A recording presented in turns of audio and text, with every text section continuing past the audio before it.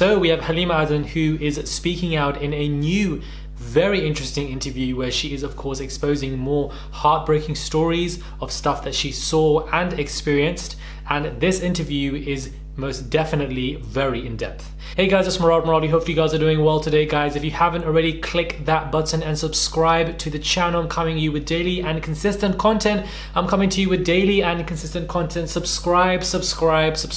We have spoken about this matter, quite progressively on this channel, and it seems that she has now broken her silence and speaking out again. Most definitely she has broken her silence before and has spoken out on very, very insidious stuff that she has seen and experienced, and she is doing so once again with the BBC in a very in-depth interview. Now, before I get into this, I don't think I've ever worn this particular thobe on my channel, but I love this particular color. I feel like it's just the black and the dark brown is amazing. It's not my favorite one though. My favorite one is like the golden embroidery one.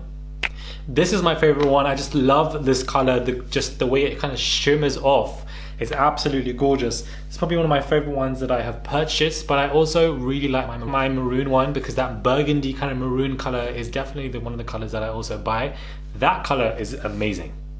This color is quite cute, and I just love how just the embroidery, man. I feel like these Moroccan thobes are amazing, although plenty of different thobes for depending on which country you come from. Of course, I do wear quite a lot of them. I always have since I was a kid, so I'm quite used to wearing all of them, but absolutely amazing. I love how it hangs off my shoulders. You see some good shoulders over there because it's properly hanging down nicely. Anyways guys, let's just get into this interview and stop wasting your time. And let's just get straight into what she is saying, because every time Halima speaks out, I feel like we really need to listen, because she really is speaking about some home truths that she has seen, and a lot of this stuff a lot of people aren't really speaking up about. So I'm glad that Halima is really going in. Supermodel Halima Aden, why I quit. I'm Halima from Kakuma, she says, referring to the refugee camp in Kenya where she was born. Others have described her as a trailblazing hijabi wearing supermodel, or as the first hijabi model to feature on the cover of Vogue magazine. So she goes into this interview with the BBC and says, there are girls who wanted to die for a modelling contract, but I was ready to walk away if I wasn't accepted. This was despite the fact that at the stage no one had heard of her, that she was a nobody. I eventually drifted away and got into the confusing grey area of letting the team on set style my hijab.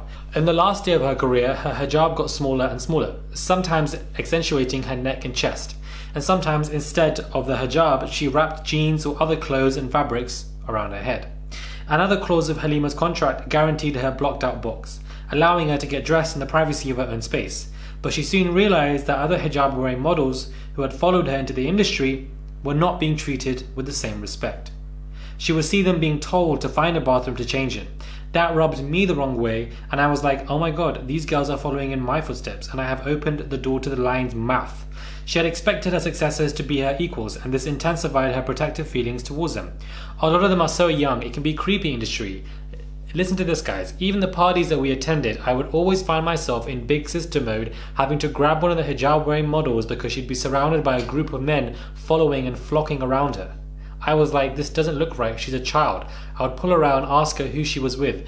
That is absolutely disgusting and boils my blood. It boils my brain, my anger so much that we have these young hijabi models are being fetishized, I believe, by white people or people in general, and they're flocking around these young individuals at parties, trying to take advantage of them. And of course, if Halima is seeing all of this, being a hijabi model and older, she obviously would go into protective mode. Hell, even I would go into protective mode, thinking, what are you trying to do to these people? What's going on? Why are you flocking around a young girl with hijab because you find it so interesting or fantasizing or something? It's so insidious and it's gruesome. But the gag is, this probably isn't even the most evil part of the industry that we've heard of. It's only touching the surface, guys. There was a problem when Halima became her high school's first hijab wearing homecoming queen. She knew her mum, whose focus was on good grades, would disapprove. I was so embarrassed because when you get nominated, the kids come to your house and I said, don't do that, my mum will have the shoe ready and you wouldn't know what you've gotten yourselves into. Her fears were justified. Halima's mum broke the homecoming crown. You're focusing way too much on friends and beauty pageants, she said. But Halima still took part in Miss Minnesota USA in 2016 and she became a semi-finalist. Even when she she started walking on some of the world's major runways for Yeezy and Max Mara, or becoming a Miss USA judge, her mother still encouraged her to get a proper job. It was the humanitarian side of Halima's career that had gone some way to convincing her mother that it was worth it. As a refugee who had walked 12 days from Somalia to Kenya for a better life, she knew the value of helping those in need. She said, "There's no way you'll do modeling if it doesn't have a giving back component. In my first meeting with IMG, I told them to take me to Halima. I told them to take me to UNICEF," Halima says. IMG supported her in this, and in 2018, Halima became a UNICEF ambassador. As she had spent her childhood in a refugee camp, her work focused on children's rights. "My mum never viewed me as a model or cover girl. She viewed me as a beacon of hope for young girls and would always remind me to be a good role model for them." Halima wanted to raise awareness about displaced children and to show the children that if she could make it out of the refugee camp, they could hope to one day do the same. But UNICEF did not live up to her expectations. In 2018, not long after becoming a UNICEF ambassador, she visited the Kakuma camp to give a TED talk. "I met with the kids and asked them, are things still being done the way they were? Do you still have to dance and sing in front of newcomers?" They said, "Yes, but this time we're not doing it for other celebrities they'd bring to the camp. This time, Halima, we're doing it for you." Halima was guilt-stricken and upset.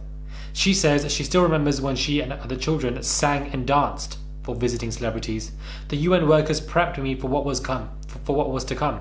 I had my first headshot, thanks to those organizations." It seemed to her that the organizations focused more on its brand than on children's education. "I could spell UNICEF when I couldn't even spell my own name. I was marking X. Minnesota gave me my first book, my first pencil, my first backpack, not UNICEF." She had assumed all of that had changed since she left, but she was wrong. In November, when she video called the kids in Kakuma for the World Children's Day, she decided she couldn't carry on. It was hard to see them in winter in the middle of a global pandemic. After speaking to the kids, "I had a breakthrough," she said. "I just decided I'm done with the NGO world using me for my beautiful story of courage and hope." Halima's doubts about the modeling side of her career had also been multiplying. As demand for her in the fashion industry grew, she spent less time with her family and would be away from home on Muslim religious festivals. "In the first year of my career, I was able to make it home for Eid and Ramadan, but in the last 3 years, I was traveling. I was just sometimes on 6 to 7 flights a week. It just did not pause." In December 2019, she was featured on the cover of King Kong magazine wearing bright red and green eyeshadow. It resembled a mask and covered everything but her nose and mouth. "The style and makeup were horrendous. I looked like a white man's fetishized version of me," she said. And to her horror, she found a picture of a nude man in the same issue. Why would the magazine think it was acceptable to have a hijab-wearing Muslim woman when a naked man is on the next page, she says. It went against everything she believed in. Halima says that when she spotted a photograph on the cover magazines at airports as she traveled between shoots, she would often barely recognize herself. "I had zero excitement because I couldn't see myself. Do you know how mentally damaging that can be to somebody? When I'm supposed to feel happy and grateful and I'm supposed to relate because that's me, that's my own picture, but I was so far removed. My career was seemingly on top, but I was mentally not happy." And there were those other problems, the hijab rule getting stretched to breaking point, and the way other hijab models were being treated. The pandemic put everything in perspective. With COVID halting fashion shoots and runway shows, she returned home to spend time with her mother, to whom she remained incredibly close. "I was having anxiety thinking of 2021, because I love staying at home with my family and seeing friends again," she says. All this explains why in November she decided to give up both modeling and her role in UNICEF. "I'm grateful for this new chance that COVID gave me. We're all reflecting about our career paths and asking, does it bring me genuine happiness? Does it bring me joy?" Her mother's prayers had finally been granted. She was so elated she even agreed to do a photo shoot with her daughter, just for fun. "When I was a model, my mum turned down every shoot. She wouldn't even do mother-daughter campaigns. I wanted to give her a chance to see me in my creative zone. She really is my number one inspiration, and I'm so grateful God picked me to be her daughter. She's truly a remarkable and resilient woman." Why is the story getting me emotional right now? I really don't know. The photo shoot is not only the thing Halima is excited about, she has just finished executive producing a film inspired by the true story of a refugee fleeing war and violence in Afghanistan. We're actually waiting to see if we've been nominated for an Oscar. Quitting UNICEF doesn't mean Halima has given up doing charity work. "I'm not going to stop volunteering. I don't think the world needs me as a model or celebrity. It needs me as Halima." This story is getting me emotional. I don't know why. It's a very, very deep interview. She says, "It needs me as Halima from Kakuma, somebody who understands the true value of a penny and the true value of community." But first, she's going to take a break. You know, I've never been on a proper vacation. I'm putting my mental health and my family at the top. I'm thriving, not just surviving. I'm getting my mental health checked. I'm getting therapy time.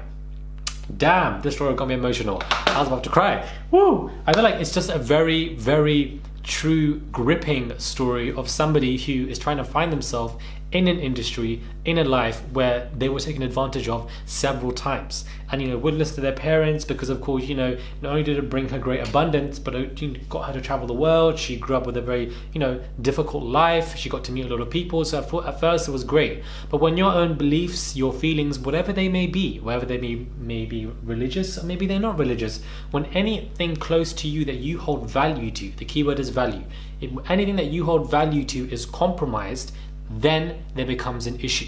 And you know there becomes an issue, and when you don't do anything about it, it slowly festers. It grows and it grows and it grows till you just can't take it no more. And one day you will wake up and say, no more.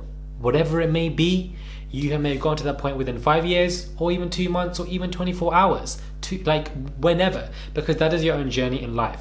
She's gotten to this point. She's still obviously, you know, very close to not really the organizations, she's really exposed them, but to people and helping individuals, especially her parents as well. And COVID obviously gave her that time to reflect. But I feel like, you know, the story that stood out for me was when she was really exposing how hijabi models in this, you know, industry are really fetishized. They're flocked around, men are around them, doing, you know, governing them, trying to take advantage of them in more ways than we actually think. And that in itself, I didn't really expect her to touch on, but it was definitely very deep and gruesome and disgusting, but also a very interesting interview. And she really, you know, it was very heartfelt. You can really feel her emotions through the words that she is saying. And I find this to be very interesting. Will the organizations like UNICEF, these NGOs or the modeling companies, will they react and respond and put out statements? We will see, and if they do, I will be doing a follow-up video to that. But this story, guys, is absolutely crazy. What are your thoughts when it comes to it? I'm glad that she really is, you know, finding herself and being comfortable. She's in a safe position. Nobody is coming for her, and this is just what she feels is right for herself, for her mental state. So for everybody that may be feeling confused as to why she's doing it now, everybody in life is on a journey and everybody goes at their own pace. Let me know what your thoughts are, guys, when it comes to this. So subscribe to the channel, click that button for daily and consistent content. Subscribe, guys. I'm trying to get to 180,000 before the end of this month. Please subscribe and click that button. I also have a new podcast episode out. Just about, you know, feeling lost, confused, motivational content as well during this pandemic, during this third lockdown. If you're on lockdown from any other country or watching this too, from the links are in the bio for Apple, Spotify, the Acast app. Please go and listen. I would appreciate it. My Patreon as well, my merch. And I'll catch you guys soon for another video.